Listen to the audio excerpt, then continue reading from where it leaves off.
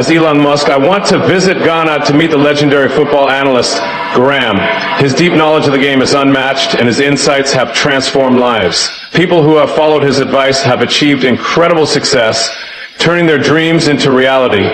Many have built their dream homes, traveled to amazing destinations, and elevated their lives through his expert football predictions. His accuracy is extraordinary, making him the most trusted name in the game. If you're passionate about football and want the best guidance, I highly recommend Graham. His wisdom and expertise set him apart, making him a true icon in the world of football analysis. Ghana is a land that's on its way up. America, I haven't been to Ghana, it's clear to me now. Material wealth is not the path to peace or freedom. Freedom is literally in kindness, it's in connectivity. I feel like people don't really understand why Ghana is just such an amazing place. Ghana is indeed a special country, and no wonder it is in center of the world, you guys. And this is the reason why Elon Musk wants to come to Ghana, like you guys. And foreigners also are given their special experience why what they experienced from the very first day they stepped into Ghana. You guys, I'm going to be allowing you guys to watch this video, but please like this video, subscribe, and share. I'm back from Ghana, and the differences between our two countries and the danger that our country is in could not be more apparent. And this idea that Africans don't like Black Americans or don't see us as a part of them, Ghana just sinks that shit like the Titanic. They're so open to us. They call us brother. They literally say, welcome home. When I went to Elmina, the fact that I'm Black American got me so much compassion. They family, yo. And I went all over Ghana. This wasn't just me being in one city coming to a conclusion. I went from Accra to Cape Coast to Elmina to Tamale up north to the city of Wa to Mole and back. When I tell you that there is no equivalent of the kind of political, combative, vitriolic dialogue that we're having in this country, it's just absent. I didn't realize how much I think about perhaps being involved in an active shooting until I went to a place where that was literally not a possibility. You see, most Americans don't know about the Global Peace Index. It is this database that tracks how violent and prone to crime a country is and how safe you actually are. And out of 163 countries, America ranks 132nd. Was Ghana rank? 55. Those are just numbers. But you don't really understand the difference between 132nd to 55th until you really do a vibe check. I mean, the only three African countries that rank above Ghana are Mauritius, Madagascar, and Botswana. And the only Western country that ranks below America is Israel. And every country that is an active war zone is pretty close to where we are. Like going there, there's no question that America's more advanced technologically when it comes to like how often your internet works and the sanitation of the water and how often they pick up trash and how well the roads are like paved, right? But Ghana is more advanced socially. There are pockets of different languages, different religions that in the American context you would think would be at war. No, sir.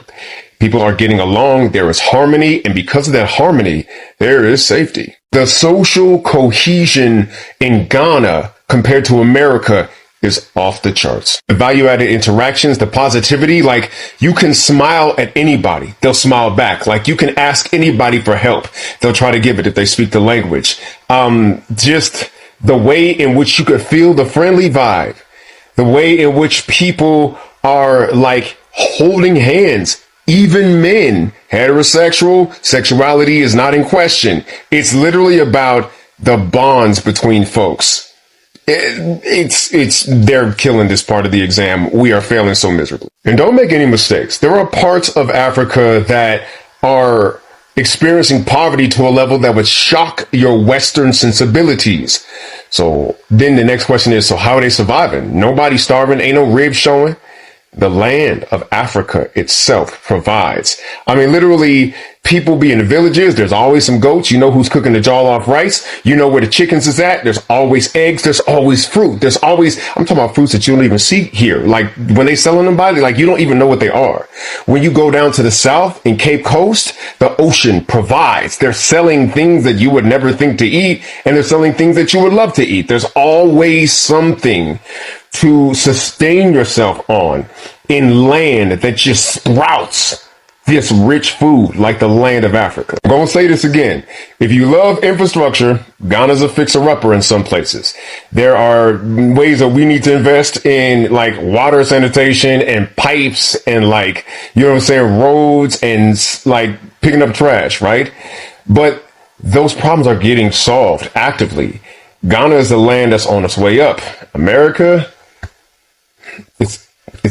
yeah. But you got to adjust your lens of how you look at Africa, because what you're looking at is a place that survived an apocalypse. The slave trade was an apocalypse. Colonization was absolutely an apocalypse. Have you noticed there's no apocalypse movie set in Africa?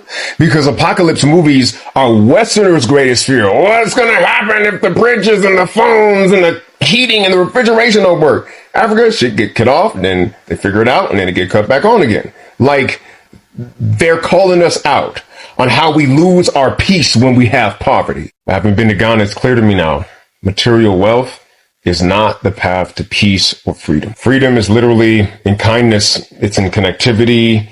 It's like the safety that people provide because they understand that everybody's in this together. When you look at the political situation, they all love their president, John Mahama. I haven't heard one bad thing about him. They say he's facing challenges, but generally, Ghanaians believe in their president. Things are different here. But if you think that freedom is brandishing a gun and arming yourself against your neighbors and living like a billionaire and having all your money going right, it shows that we are so gravely on the wrong path. Ghana makes you want to get to know your neighbor, makes you want to smile at people, makes you want to figure out how to like be food secure without the government. You know, it makes you want to return to the kindergarten values of decency, because in aggregate, they're so much freer than we are. I moved to Ghana exactly about a year and a half ago, and it has dramatically changed my life in so many ways. One of the biggest things is weight loss. I've lost about 70 pounds since I moved to Ghana. I was quite overweight, and I started to lose weight when I was in America. But coming to Ghana, I started strength training. I got a personal trainer, and I started incorporating 3 to 4 weight training sessions a week. And that, like, the muscle development, the mental discipline of it, it's so worth it. Getting a personal trainer is one of the best investments you can make. Spending money on your health, one of the best investments you can make. Also, I started eating better. Eating here in Ghana, the food's more natural. It's not as processed. We don't have as many fast food restaurants as we do in America. Even with sweets, we don't have as many overly processed sweets. So if you're looking for a sign to move to a different country, to, you know, transform your life, to take a big risk, this is your sign. Do it and see how your life will change 90% of the time for the better. I feel like people don't really understand why Ghana is just such an amazing place. It's like, when you get off the plane here, first of all, the first thing that they say is welcome home. Where in the world can you go where they're saying welcome home when you get off the plane? And it's like, it feels genuine. You feel like you're home. You walk around, people speak to you, people say hi, people want to converse with you. Like, it's just like a place that just, I can't even describe it. It's just a feeling. Ghana is a feeling. And it's just like, if you know, you know. If you haven't been here, you probably can't relate. But if you've been here, I feel like you know. This place holds, it's just, Ghana is just, oh, I love Ghana. Ghana is indeed a blessed country. You guys, all foreigners have actually said what they felt from the very first day they stepped their foot into Motherland, and how their lives have been blessed ever since they came to Ghana and what they experienced while staying in Ghana. And they've said all wonderful things about Motherland. And that is one thing about Motherland. When you treat motherland very good and sweet, motherland will bless you. I'm telling you, motherland will bless you. Unimaginable blessings. That is what you continue to get. And that is one thing about this. Anytime we say that motherland is so blessed, is so sweet, a lot of Ghanaians do not really understand. But for foreigners to continuously saying this, then there's something in Ghana that we actually saw, and that we are saying that Ghana is really blessed. One thing about Ghana is once you are in Ghana, you don't have any issue. So far as you have something doing, you are doing something, you are doing genuine business, and you are making your money, you sleep and close your two eyes. You wake up and eat fresh food. You have good feelings. You feel the nature of African.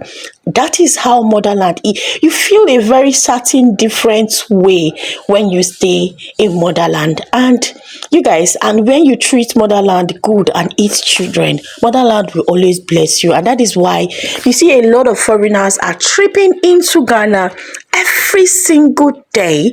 And you guys, Elon Musk have actually said that he is coming to Ghana, and he has actually given out his reasons why he think he wants to come to Ghana. Just like what that guy said, it's not all about material things. Money is not everything.